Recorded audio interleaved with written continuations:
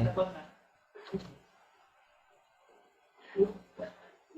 hello everyone. We are Group 4. I'm Anjuna Surman and I'm joined by Cristobal Salsado. Today, we are pleased to present our exploration of the influential philosophy of utilitarianism by John Stuart Mill. In our report, we'll explain the main ideas of utilitarianism and shed light on its implications in contemporary ethical discourse. Here is the structure for our presentation. We will begin by discussing the fundamental concepts of utilitarianism, including its definition and the notion of utility. Following that, we will explore the concept of happiness within the framework of utilitarianism. Lastly, we will delve into how utilitarianism plays a role in advocating for social justice and addressing contemporary issues or the present challenges we're facing today. We will now delve into the philosophy of utilitarianism, primarily championed by John Stuart Mill. To begin, let's explore the key figures associated with utilitarianism. John Stuart Mill is a British philosopher, political economist, and social reformer who was born in 1806 in London, England. His intellectual contributions have had a profound impact on the development of modern democratic and liberal thought. Mill's most enduring legacy lies in his formulation of utilitarianism, which is an influential ethical theory. Next is Epicurus. He is an advocate of an ethical philosophy rooted in simple pleasures, friendship, and withdrawal from existence, asserted that the ultimate intrinsic good is personal pleasure. All other values are considered valuable solely insofar as they facilitate an individual's pursuit of pleasure. Next is Jeremy Bentham. He is a jurist, a political reformer, and philosopher. He played a pivotal role in laying the foundational principles of modern utilitarianism.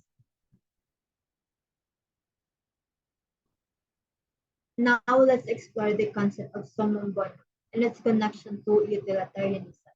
The term summum bonum is derived from Latin and signifies the highest or ultimate good. This concept, introduced by the Roman philosopher Cicero, serves as the foundational principle upon which ethical systems are constructed. It represents the objective of actions that, when consistently pursued, lead to the most fulfilling life possible.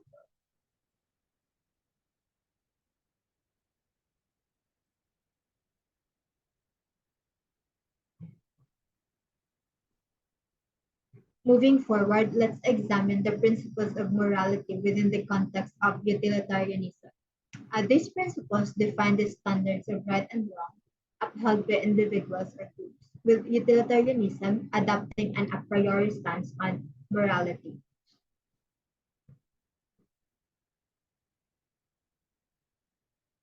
Before delving further into utilitarianism, it is essential to define the central concept of utility. So, utility refers to the measures of happiness, well being, or overall pleasure that an action or decision generates for those affected by it. In essence, utility within the framework of utilitarianism quantifies the net positive or negative impact of an action on individual well being. A utilitarian objective is to promote actions or policies that maximize overall utility, often achieved by carefully assessing potential consequences and selecting the option that maximizes happiness or well being for the greatest number of people. Next, let's explore the core tenets of the principles of utility. According to this principle, actions are deemed morally right when they contribute to happiness and morally wrong when they lead to unhappiness. Here, happiness is defined as pleasure and the absence of pain, while unhappiness encompasses pain and the absence of pleasure.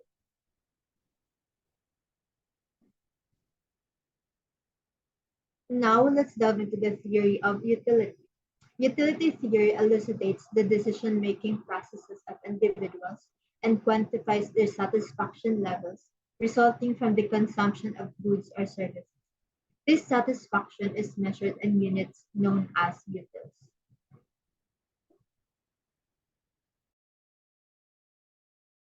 So, building upon the theory of utility, let's compare six different theories. First, we have act utilitarianism versus rule utilitarianism. Act utilitarianism evaluates each action or decision based on its consequences, aiming to maximize overall utility or happiness. The central principle is to choose the action that yields the greatest net benefit in terms of happiness, well-being, or pleasure for each unique situation. In contrast, rural utilitarianism emphasizes the establishment and adherence to rules or principles that, when consistently followed, maximize overall utility. Act utilitarianism offers flexibility but may lead to moral dilemmas, whereas rural utilitarianism provides a stable framework but may face challenges when rules conflict with utility in specific situations. So now let's examine preference satisfaction theory versus desire satisfaction theory. Preference satisfaction theory places individuals' preferences or desires at the core of well-being and moral value. The primary focus is on fulfilling individuals' wants and preferences with their well-being measured by the extent to which these preferences are satisfied. Desire satisfaction theory aligns with preference satisfaction theory, but may differ in how it defines and interprets desires. It emphasizes that well-being depends on the fulfillment of actual desires, whether consciously recognized or not. Next, let's explore hedonistic utilitarianism versus eudaimonic utilitarianism. So, hedonistic utilitarianism prioritizes the pursuit of pleasure and the avoidance of pain as the ultimate goals of ethical decision-making. So it equates utility with the amount of happiness or pleasure generated by actions, policies, or decisions, focusing on immediate happiness. Eudaimonic utilitarianism, on the other hand, broadens the concept of well-being beyond pleasure and pain.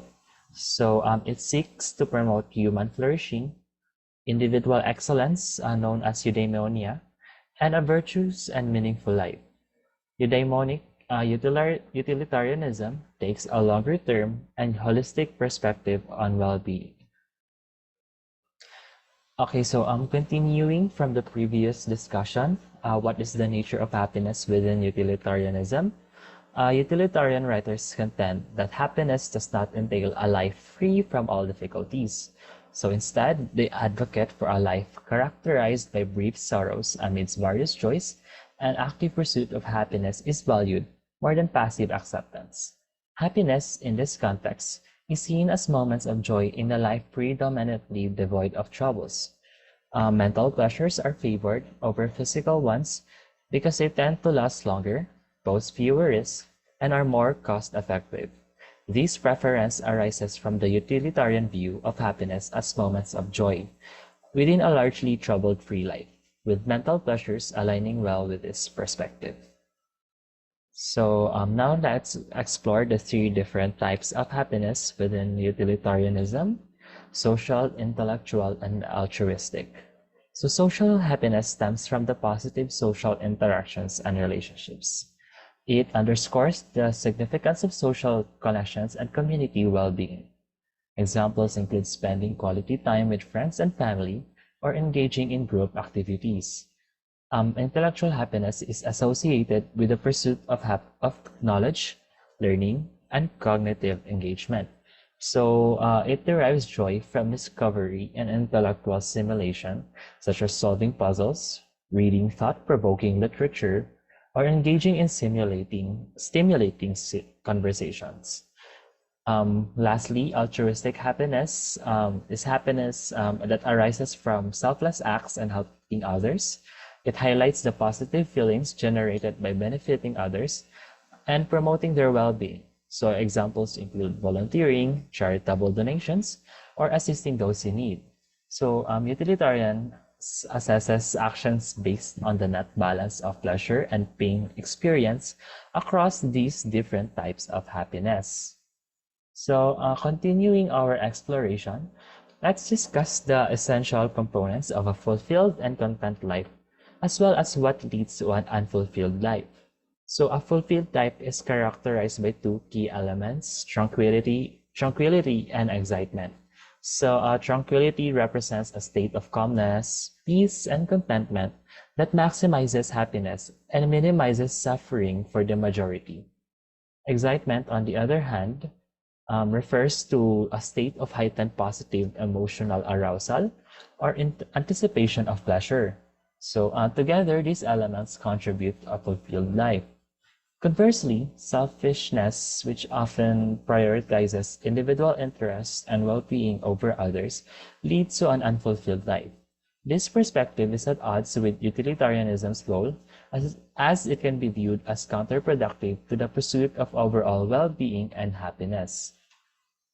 So moving on, let's explore objections raised within the context of utilitarianism. Objection 1. If no happiness can be attained by humans, then the pursuit of it cannot be the end of morality or rational conduct. Next objection 2. If happiness is defined as continuous, highly pleasurable excitement, it becomes evident that achieving it is unattainable. Lastly, objection 3. Current challenges such as inadequate education and social structures significantly hinder the realization of happiness. These objections highlight the complexities and challenges associated with defining and in pursuing happiness within a utilitarian framework. They underscore the need for a nuanced understanding of happiness and recognition that various factors, including social arrangements and individual limitations, can obstruct the path to a content and fulfilled life. Let's explore the relationship between utilitarianism and social justice. So utilitarianism and social justice are linked to the shared focus on maximizing overall well-being and promoting fairness in society. So utilitarianism evaluates actions and policies based on their capacity to maximize utility, typically measured as happiness or well-being. Social justice seeks to address and rectify inequalities and injustices in society. So utilitarianism, when applied to social justice issues, advocates for policies and actions that reduce disparities, alleviate suffering, and enhance the welfare of all the members of society. It aligns with social justice principles by prioritizing the well-being and happiness of marginalized and disadvantaged populations, contributing to a more equitable and just society. So let's delve into specific areas where utilitarianism can inform social justice. So first, we have the distribution of resources. Utilitarianism supports equitable resource allocation to ensure that basic needs are met for all, regardless of their socio-economic status. So next, we have the rights of individuals. Utilitarianism seeks a balance between collective welfare and individual rights. Special attention is given to protecting minority rights to avoid prioritizing the majority's happiness over minority interests. Next, we have education equity.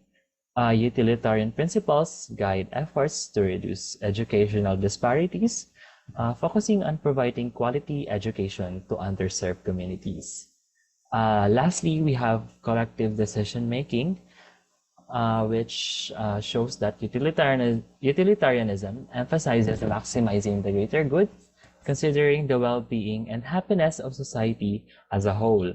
So it encourages decision makers to weigh the consequences on various stakeholders and seek solutions that maximize utility while minimizing harm. So now let's examine how utilitarianism can address contemporary challenges. So first, we have climate change. Utilitarianism supports efforts to mitigate greenhouse gas emissions and invest in adaptation strategies to prevent environmental harm and protect human well-being. Next, we have global poverty. Here, utilitarianism advocates for measures that alleviate suffering and promote well-being, aligning with initiatives to provide access to clean water, education, healthcare, and nutrition for all. Lastly, artificial intelligence. Here, utilitarianism encourages the design of AI systems, prioritizing safety, fairness, and transparency. It supports accountability for AI developers and ethical considerations in AI governance. So it is important to acknowledge potential ethical conflicts and trade-offs when applying utilitarianism to these challenges, considering factors such as individual rights, justice, and fairness. So, in conclusion, let's reflect on the significance of utilitarianism in today's world, also as well as its future challenges and opportunities. So, utilitarianism remains a relevant and influential ethical framework for addressing contemporary challenges.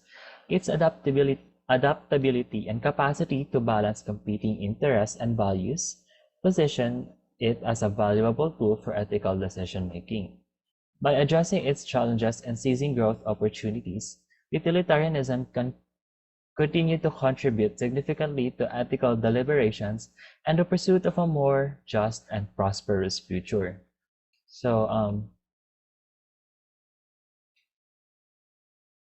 utilitarianism has had a significant impact on contemporary ethical discourse and has been used to inform policy making in a wide range of areas, including education, healthcare, poverty, criminal justice, and environmental protection. So, like overall, utilitarianism is a framework that can be used to inform social justice efforts in a wide range of areas. By considering the potential consequences of our actions and policies on the well-being of all members of society, we can work to create more just and equitable world. So we can apply utilitarianism to inform social justice efforts regarding topics like education, healthcare, poverty, criminal justice, environmental protection. Yes, so it is important to note that utilitarianism is not without its critics. Some argue that it is too simplistic and that it does not take into account the importance of individual rights and moral duties. So others argue that it is too difficult to measure utility and that it can lead to unjust outcomes if it is not applied carefully. Well, despite these criticisms, utilitarianism remains a popular and influential ethical theory. It is a valuable tool for thinking about social justice issues and for developing policies that promote the well-being of all members of society. Ayun, this has been Group 4, composed of Anjuna and Crisomal Salcedo, yours truly, and we thank you for listening. Bye-bye.